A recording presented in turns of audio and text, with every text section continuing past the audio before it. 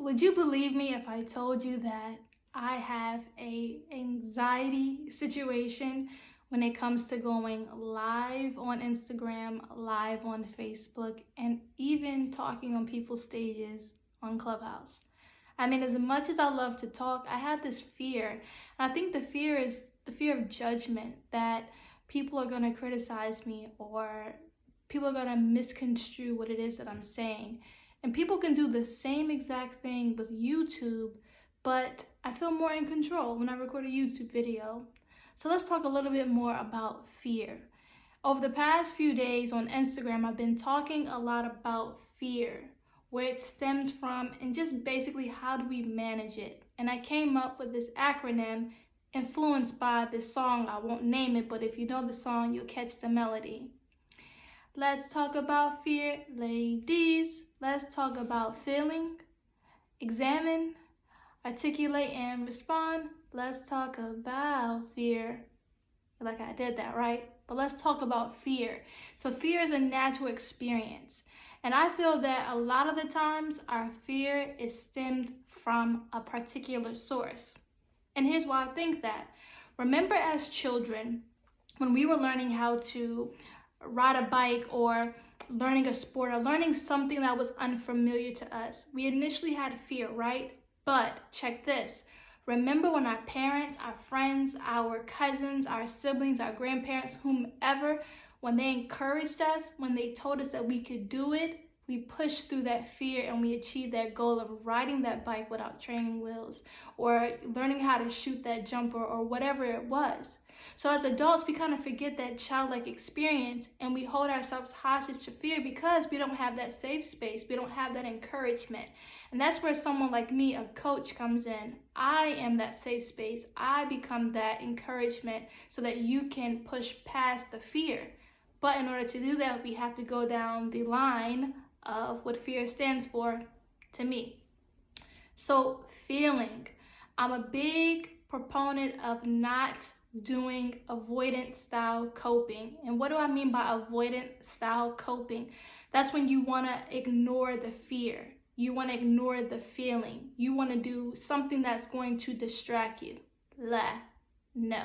We're going to feel it. We're going to acknowledge that we fear a sense of fear and trepidation. So that's the first thing. Acknowledging the fear, embracing it, hugging it, and say, yes, in this moment, I can tell that I'm fearful. I feel fear. And the next E, examine. It's one thing to feel it, but next we need to know, where is it coming from? Was there a time that this fear that you're experiencing right now relates to? Is this fear stemming from voices that you're hearing of people's negative projections? Whatever it is in the second stage, we have to identify where this fear is coming from. And then thirdly, with the A, articulate. So we need to make it really clear. I feel this fear because of this situation. We need to make it really clear and understand, because before we can get to R or respond, we need to understand, where this fear is coming from. It's like we're running a diagnostic on ourselves, just like with our car or with our technology, our devices. Anytime something's not working, we run this diagnostic, we ask a series of questions, we figure out the situation, and then we're able to discern, well, what do I need to do to resolve that? Same thing with tackling fear. The F, the E, and the A all lead up into identifying the results of the diagnostic so that we can then go to R, respond, and come up with the action plan of how are we going to combat our fear. Are we going to lay down to it and become,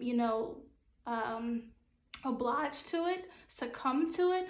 Or are we going to instead say, okay, I need to go to the source of my fear and I need to say, hey, give me back my power and take your power back. Or I need to create these smaller action steps so that this goal that I have doesn't seem so impossible that I'm scared to even try it out, and that I need to create smaller action steps to make it more possible to me.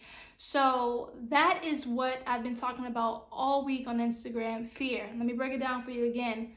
Feeling, examine, articulate, and respond. Those are the 4 action steps for managing fear, and remember that you have to feel the fear in order to do the rest.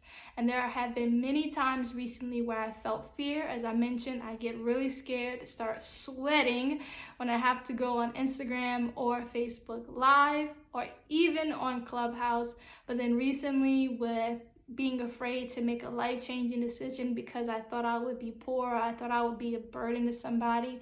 But once my coach and also, my support system helped me to identify where that fear was coming from, was I then able to articulate, I feel fear because of this, making it very clear, I feel fear because of this, and then next, this is what I'm going to do to absolve that fear so that I can go after what I love, get what I deserve, and live a very meaningful life. And it sounds really easy in this video, right? But for some people, it's not that easy, and they need someone that's going to support them. And so if you need someone to support you in managing your fear, definitely reach out to me. DM me on Instagram at Keyona Speaks. Comment below on this video. Schedule a discovery call by clicking either the link to my website or my beacons.page link. If anything, don't experience this fear alone, because you deserve to find within your own self your potential, your competence, your strength, your resilience, and your integrity to push back, or push beyond rather, the fear to become the best version of yourself. Have a wonderful day. Peace.